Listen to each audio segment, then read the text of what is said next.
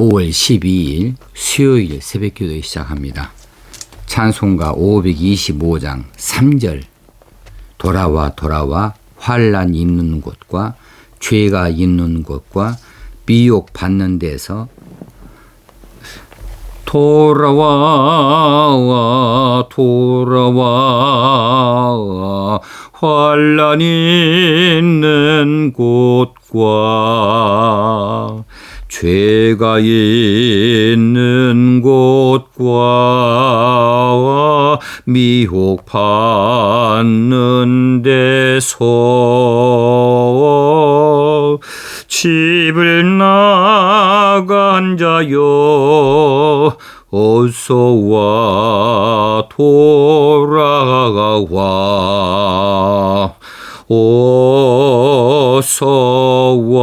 어서와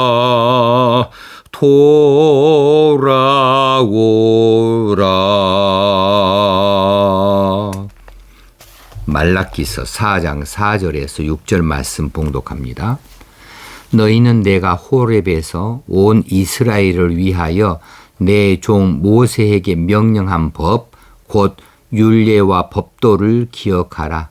보라, 여호와의 크고 두려운 날이 이르기 전에 내가 선지자 엘리야를 너희에게 보내리니 그가 아버지의 마음을 자녀에게로 돌이키게 하고 자녀들의 마음을 그들의 아버지에게로 돌이키게 하리라. 돌이키지 아니하면 두렵건대 내가 와서 저주로 그 땅을 칠까 하노라 하시니라. 오늘은 말라기서 마지막 부분을 보게 됩니다. 말라기서 마지막 부분에 하나님께서 이스라엘을 향하여 마지막 당부의 말씀을 주십니다. 이 마지막 당부의 말씀이 결국은 우리에게 주시는 당부의 말씀이라 이렇게 받을 필요가 있겠습니다.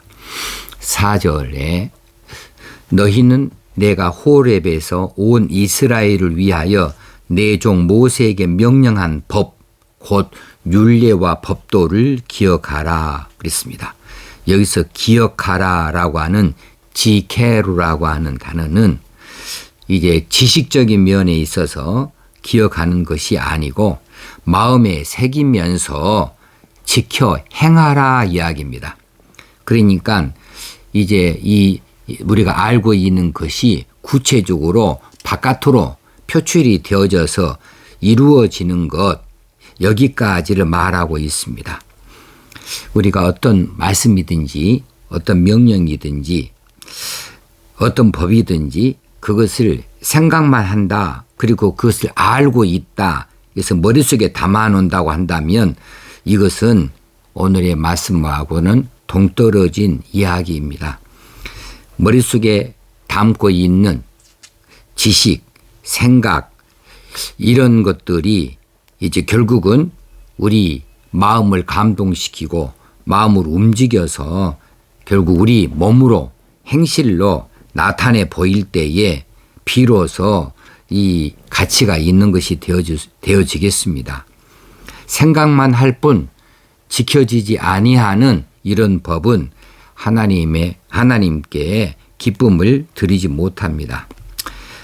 모세를 통해서 명령해 주신 법, 율례, 법도를 지켜 행하라 그렇게 말씀해 주셨는데 여기서 법이나 율례나 법도는 다 크게 한 가지로 말할 수 있지요. 이제 크게 이 법은 율법을 말합니다. 토라를 말하는데 이것을 근거로 해서 선지자들이 율례 반드시 지켜야 될 이 법령으로 그들에게 제시했고 그 제도를 법도를라고 말했습니다. 그러므로 하나님께서 우리에게 명령하시는 하나님의 백성으로서의 마땅한 이 행실 이것을 하나님께서 십계명을 통하여 대표로 세우셨고 여러 가지 세부적인 이런 지켜야 될 것들을 법으로 규정해 주셨는데 이것을 지켜 행하라 그렇게 하신 것이지요. 그리고 마지막 당부는 결국은 무엇이냐 하면 순종입니다. 지켜 행하는 것은 순종이지요. 하나님께서 이스라엘 향하여 마지막으로 당부하시는 것 순종이었습니다. 성경은 처음부터 끝까지 한결같이 하나님의 백성에게 요구하고 강조하는 것이 무엇이냐면 바로 말씀에 대한 순종이에요. 철저한 순종, 이것을 강조하고 있습니다. 이것을 요구하고 있습니다. 이것은 오늘 우리에게도 똑같이 적용이 되어지는 법이지요. 자, 5절 말씀에 넘어가 보면 보라, 여호와의 크고 두려운 날이 이르기 전에 내가 선지자 엘리야를 너희에게 보내리니 그랬습니다.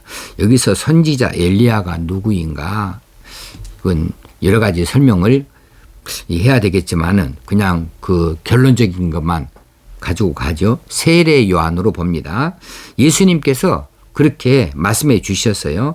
마태복음 17장에 보면은 예수님께서 변화산에 올라가셔서 제자들 앞에 이제 그 변형된 모습을 보이는데 그때에 누구를 만나느냐 하면 모세와 엘리야와 예수님이 함께 계신 것을 제자들이 봤어요. 그때 제자들이 엘리야에 대해서 물어봅니다. 그때 예수님이 엘리야를 설명하면서 엘리야가 이미 왔으니 사람들이 알지 못하고 임의로 대우하였도다. 그렇게 말씀하심으로 세례 요한인 것을 가르쳐 주셨어요. 자, 구약의 선지자 엘리야와 이제 예수님 때의 세례 요한은 그 닮은 점이 많아요. 그리고 그 역할도 비슷해요. 이 둘 다 털옷을 입고 허리에 가죽띠를 띄었습니다. 그리고 둘 다 세속과 떨어져서 살았습니다. 그리고 둘 다 회개를 인도했고 회개를 촉구했던 사람들이죠. 선지자 엘리야는 바알 우상에 빠져 있는 북이스라엘 사람들의 죄악을 꾸짖고 회개의 길로 인도했고, 세례 요한은 이제 회개하라, 천국이 가까웠노라 이렇게 선포하면서 요단강에서 회개의 세례를 베풀었던 인물이지요.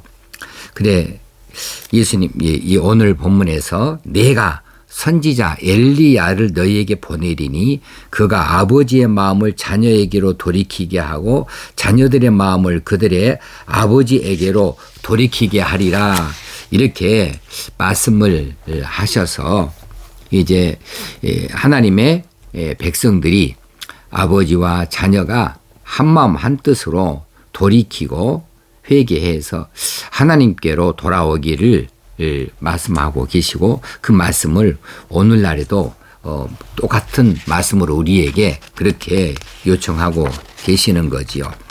자, 하나님께서 친히 보내시겠다고 말씀하신 선지자 엘리야는 바로 광야에서 외치는 자의 소리였던 이런 세례 요한이었습니다.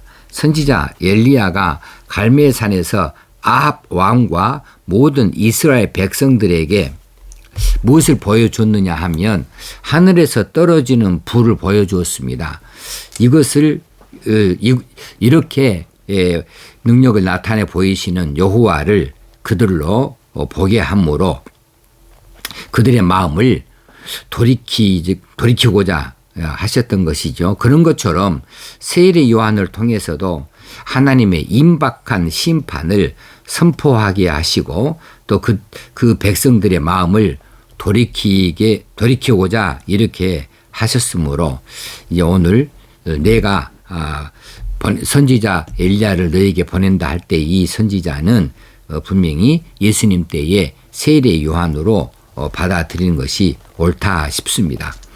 자, 그래서 이제 아버지 이 자녀들이 그들을 돌이킨다 이렇게 말할 때에 이 돌이킨다고 하는 말은 그 숲이라고 하는 단어로 하나님께로 돌아가는 행위를 말합니다. 아까 회개도 그런 뜻을 말씀드렸는데 이 돌아간다 하나님께로 돌아가는 행위 이것을 곧 회개라고 말할 수 있겠습니다.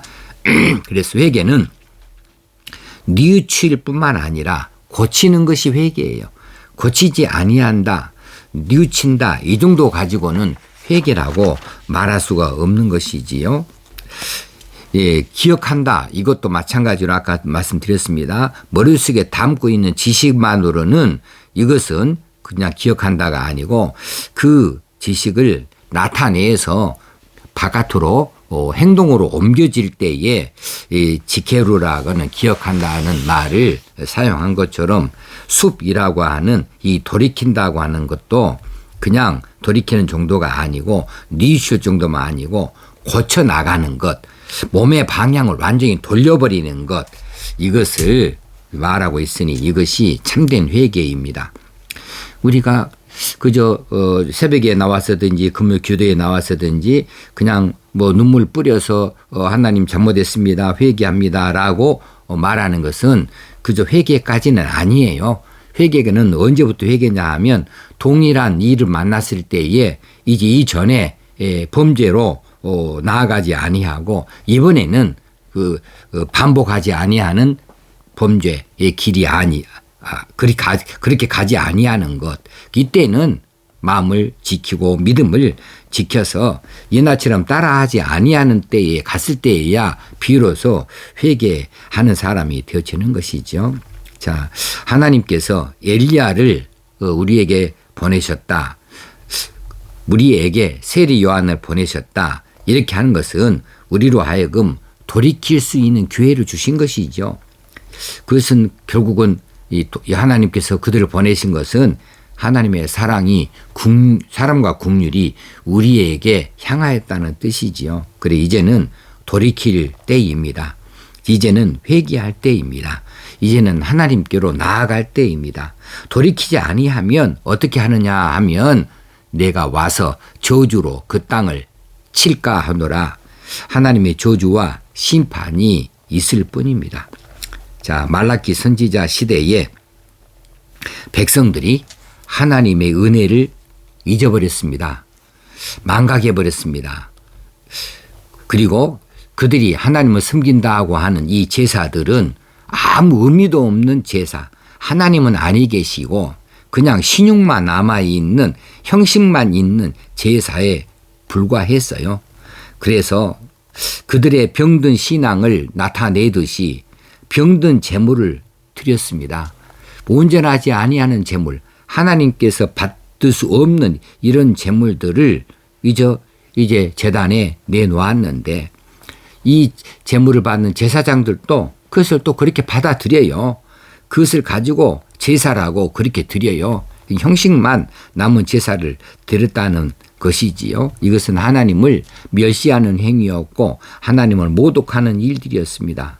뿐만 아니라 그들은 이제 그들의 삶의 현장에서도 이제 말할 때에 하나님을 섬기는 것이 헛되다.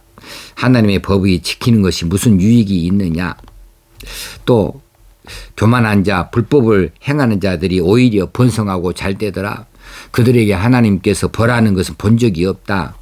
이런 식으로 하나님에 대하여 완악한 말들을 서슴없이 하던 자들이었어요. 이런 자들에게 하나님께서 이제 마지막으로 경고하시고 당부하신 말씀을 이 말라기 선지자를 통해서 주신 것이죠. 자, 이 시대에도 이렇게 완악한 말을 하는 사람들도 있고 이 완악한 마음을 품는 자들도 있습니다. 교회는 다닙니다. 그런데 교회를 다니는 그것은 그냥 신용뿐이고 그들이 믿는다 말하지만 그 믿음은 껍데기뿐이고 그들이 회개한다 하지만은 그것은 말뿐이고 전혀 하나님의 말씀이 무시되어지고 그들의 삶은 말씀과 동떨어진 삶이 되어져서 함부로 제멋대로 살아버리고 세상 사람과 다름없이 똑같이 그렇게 살아갑니다. 그들의 마음은 완전히 교만한 마음으로 찌그러들어 있어요. 이런 사람들을 향하여서 하나님께서 또 한 번 기회를 주십니다. 이 말라기서를 우리에게 말씀하여 주심으로 또 한 번 기회를 주시고 당부하시고 또 경고하고 계시는 이 말씀을 주시니 이 말씀 따라서 이제 돌이키는 것만 남아 있습니다. 돌이키지 아니하면 이제는 하나님의 저주와 심판이 우리 가운데 하늘에서 떨어지는 불처럼 떨어질 것이고 우리가 돌이키기만 한다면 하나님께서 우리를 받으시고 품에 안아 주시고 이제 치료의 광선을 우리에게 비춰주셔서 우리의 심령을 우리 육신까지라도 다 고쳐주셔서 하나님 온전하신 백성으로 삼아주시고 인도해 주실 줄로 믿습니다. 이 시대에 이제 우리가 우리 마음을 잘 살필 수 있어야겠습니다. 성령께서 우리에게 지적하여 주시는 대로 우리가 돌이킬 수 있고 회개할 수 있고 이제 의로운 백성으로 합당하게 살아갈 수 있어야만 되겠습니다. 많은 유혹이 있습니다. 많은 잘못된 일들이 우리 앞을 가로막고 있습니다. 우리가 담대히 믿음을 지켜 나아갈 시대가 바로 이 시대 아닌가 싶습니다.